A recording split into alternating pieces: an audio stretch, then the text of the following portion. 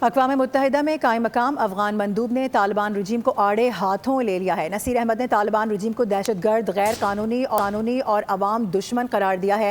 مندوب نے طالبان رجیم کا اقوام متحدہ میں نشست کا دعویٰ یکسر مسترد کیا ہے۔ اس کے علاوہ 5 سال میں عوام کے جائز مطالبات مانے گئے، نہ عالمی برادری کی پرواہ کی گئی ہے۔ نصیر احمد کی جانب سے یہ سٹیٹمنٹ بھی سامنے آ رہا ہے۔ اقوام متحدہ میں قائم مقام افغان مندوب ہیں جن کی جانب سے طالبان رجیم کو آڑے ہاتھوں لیا گیا ہے۔ نصیر احمد کی جانب سے طالبان رجیم کو دہشت گرد، غیر قانونی اور عوام دشمن قرار دیا گیا ہے۔ مندوب نے طالبان رجیم کا اقوام متحدہ میں نشست کا دعویٰ یکسر مسترد کر دیا ہے۔ اقوام متحدہ میں قائم مقام افغان مندوب نے طالبان رجیم کو آڑے ہاتھوں لے لیا ہے۔ نصیر احمد نے طالبان رجیم کو دہشت گرد، غیر قانونی اور عوام دشمن قرار دیا ہے۔